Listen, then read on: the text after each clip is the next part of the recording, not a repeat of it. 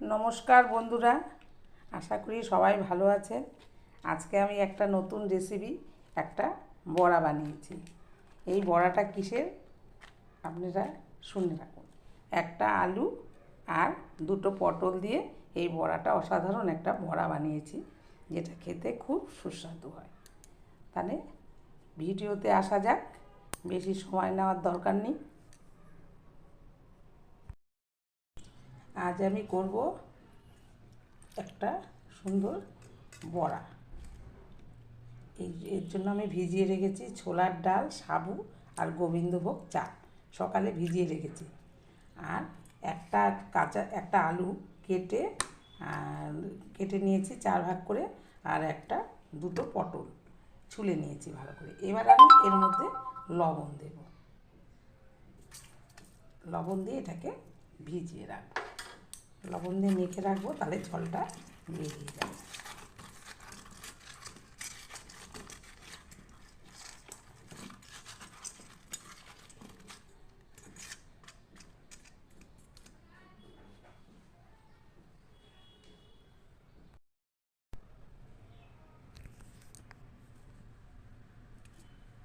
ভিজিয়ে রেখেছিলাম, এতখানি জল বেরিয়েছে ওটা।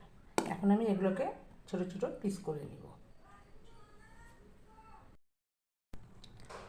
পটলগুলোকে এইভাবে পিস করে নিয়েছি, পটলগুলো আর দেবো না। এবার আলুগুলো পিস করে নিয়েছি, এইটাকে আবার আমি একটু ধুয়ে নেব ভালো করে। ও পটলগুলোও ধুয়েছি, কিন্তু আলুটাকে আবার ভালো করে ধুয়ে একটু লবণ জলে ভিজিয়ে রাখবো, লবণ দিয়ে রাখতে হবে।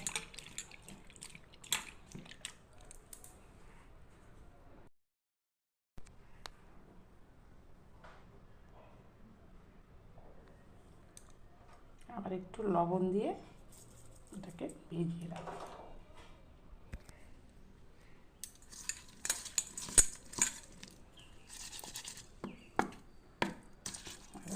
যেটুকু জল আছে বেরিয়ে যাবে, ততক্ষণে আমি মিক্সি নিয়েছি, এই ডালগুলোকে আমি মিক্সিতে দিয়ে দেব, পেস্ট করে নিই। ভালো করে চিপে দিব।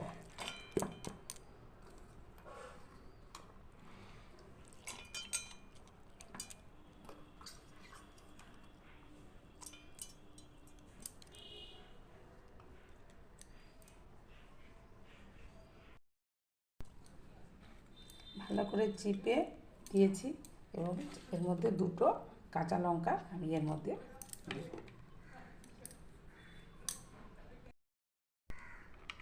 এটাকে আমি একটু শক্ত করে কম জল দিয়ে পেস্ট করেছি, একদম পুরো মিহি হয়নি। এবার আমি এর মধ্যে পটলগুলো দিয়ে দেব, দিয়ে আবার একসঙ্গে ঘুরিয়ে নেব। আলুগুলো ততক্ষণে ভিজতে থাক, জল বেরোতে থাক।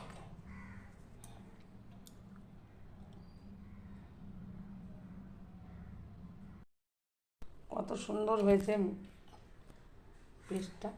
এবার আমি এটাকে ঢেলে নেব এর মধ্যে সম্পূর্ণটা, পটল দেওয়াতে। আর আলুটাকে এখন আবার পেস্ট করে নেব আলাদাভাবে। এবার আমি আলুগুলো দিয়েছি, আলুগুলো এখন পেস্ট করে নেব।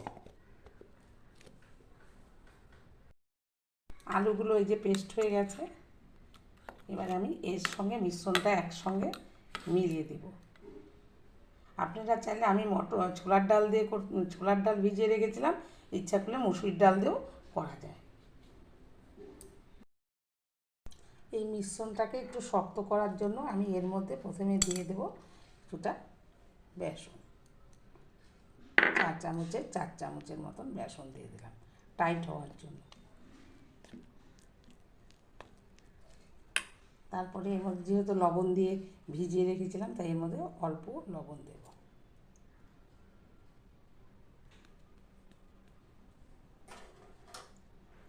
আর হলুদ গুঁড়ো,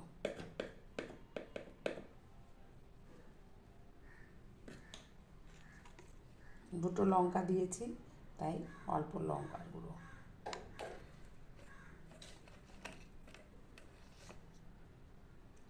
ধনিয়ার গুঁড়ো,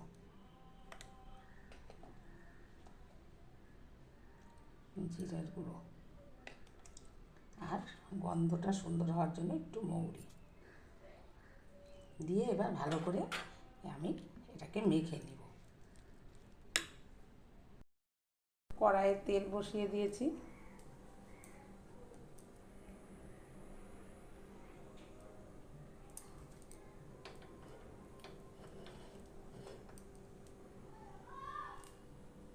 আমার এটা তৈরি হয়ে গেছে।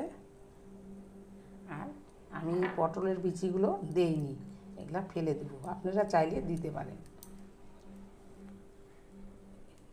এবার আমি তেলের মধ্যে হাত দিয়ে এই বড়াগুলোকে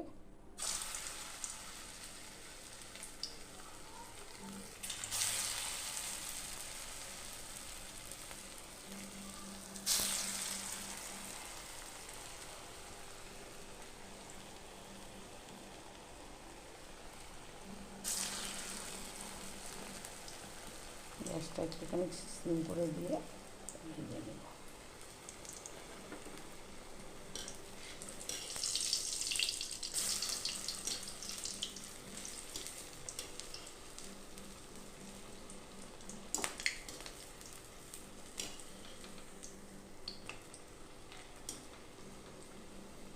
কত সুন্দর ফুলেছে, খুব ভালো হয় খেতে।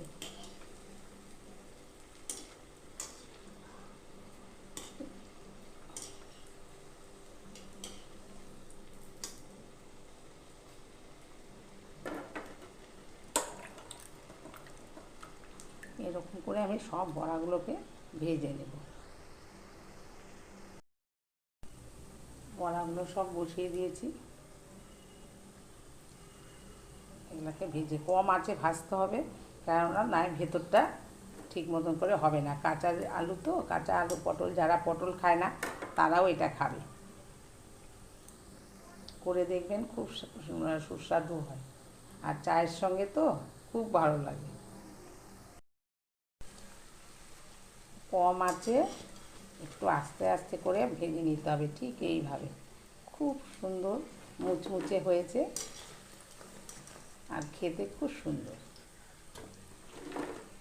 আমার বড়াগুলো সব ভাজা হয়ে গেল, করে উঠিয়ে নিব।